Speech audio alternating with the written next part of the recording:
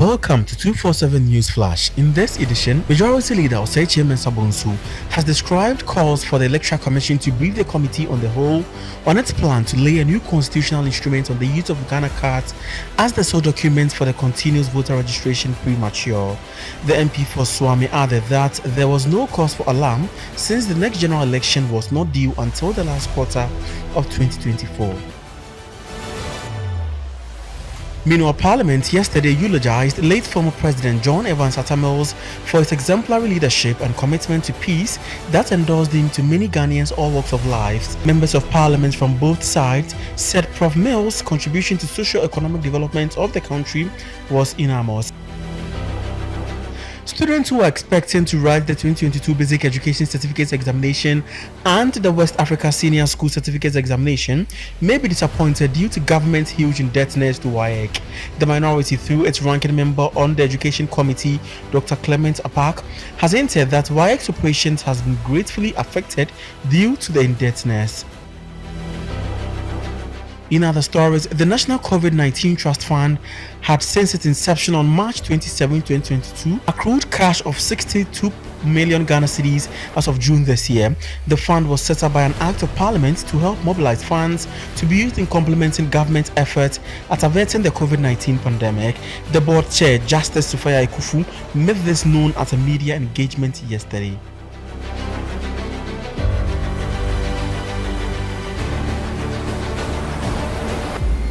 In business, a recent report by the Finance Committee of Parliament has revealed the precarious state of the country's finances. According to the report of the Finance Committee on loan facility agreement between government and the Afrexim Bank for a loan of up to $750 million, the country would have gone bankrupt without approval for this loan amount. Ghana earned $731.9 million from crude oil receipts in the first half of this year. The Ghana Petroleum Fund's report has revealed, out of it, $544.61 million was realized from crude oil, lifting it in the first 5 months of 2022.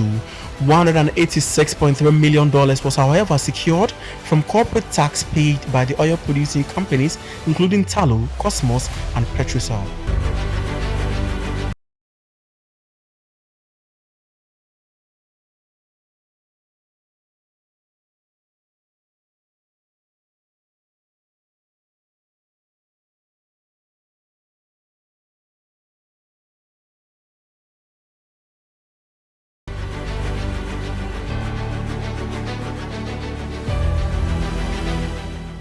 On the global front, dozens of artillery guns, hundreds of drones, and tens of thousands of ammunition rounds are up to be sent by the UK to Ukraine over the coming weeks. Defense Secretary Ben Wallace said the package would ensure that Ukrainians have the tools to defend their countries from Putin's illegal invasion. The announcement follows last month's government pledge to another £1 billion in military support to Kyiv. Still on the global front, Turkey says a deal has been reached with Russia to allow Ukraine to resume export of grain through the Black Sea. It is to be signed on Friday in Istanbul by Ukraine, Russia, Turkey, and UN Secretary General Antonio Guterres. The world shortage of Ukrainian grain since Russia's 24th February invasion has left millions at risk of hunger.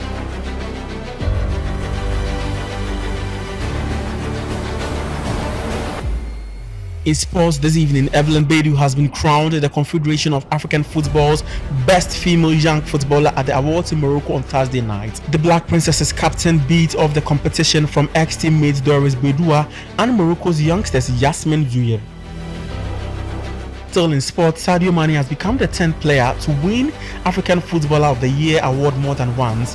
The Senegal captain was announced as 2022 winner at the Confederation of African Football's awards ceremony in Rabat, Morocco on Thursday.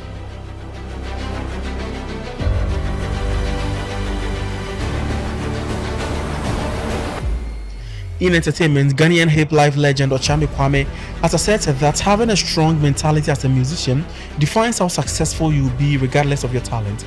According to Suame, who is one of the most decorated rappers in Ghana's music industry, the downfall of many talented artists was due to the lack of mental toughness to deal with social issues. Finally, in the news, former personal assistant to Shatta Wale Nana Dope has announced that he was physically assaulted but kept mute because of his loyalty. He has however threatened to go public with this side of his story. His comment comes after a leading member of Shatta's team, Deportee, alleged that the singer failed to help him and 2 others settle their bill, but instead left them to their fate. That will be it for the news this evening. Thank you for watching.